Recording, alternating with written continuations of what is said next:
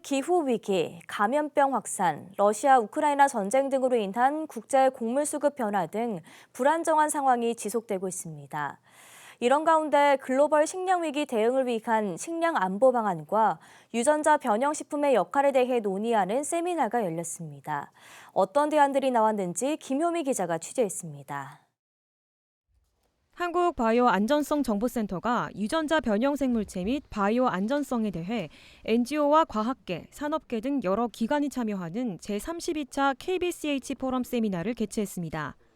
KBCH 포럼은 기후위기나 국제분쟁 등으로 국민적 관심이 높아지고 있는 국내 식량 수급 문제에 대해 식량 안보 방안과 유전자 변형 식품의 역할을 논의하는 자리입니다.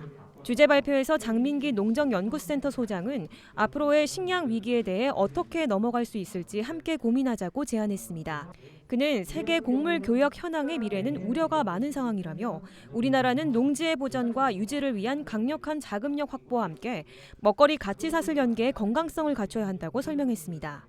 한국식물생명공학정보원 박희영 대표는 식량 위기 대응을 위한 유전자 변형, 즉 GMO 작물의 역할에 대해 발표하며 유전자 변형 식물은 이제 피할 수 없는 현실이고 인구 증가 대비 경작 가능한 토지 증가율이 낮기 때문에 이를 해결하기 위해서는 단위 면적당 생산성을 향상시키는 것이 중요한 대안이라고 설명했습니다.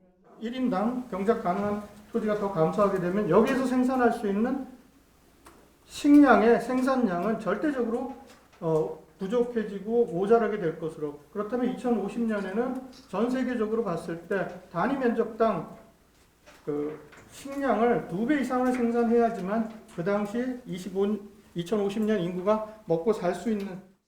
풀시행동연구 최준호 소장은 식량 위기를 극복하기 위한 시민들의 대안으로 수출 무역 중심에서 지역 소비로의 전환, 육류 소비 감소, 농업 생태계 연구와 지원 확대 등을 꼽았습니다.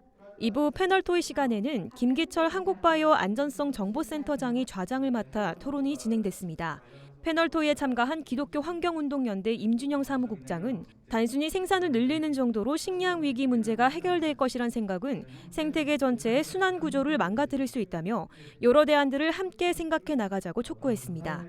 또한 기독교인으로서 식량 위기 등의 문제에 대해 목소리를 높여 문제를 해결해 나갈 것이라고 덧붙였습니다.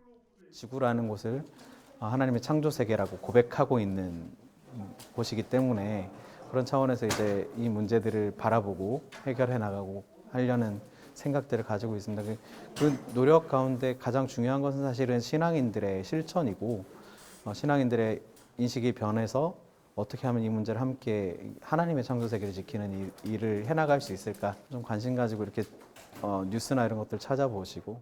김기철 센터장은 국제 정세가 빠르게 변화함에 따라 발생하는 식량 문제에 대응하기 위해 앞으로도 식량 안보, 유전자 변형 식품뿐만 아니라 생물 자원과 바이오 사업 등 다양한 주제로 세미나를 개최할 예정이라며 많은 성원과 관심을 당부했습니다. 구티비 뉴스 김효미입니다.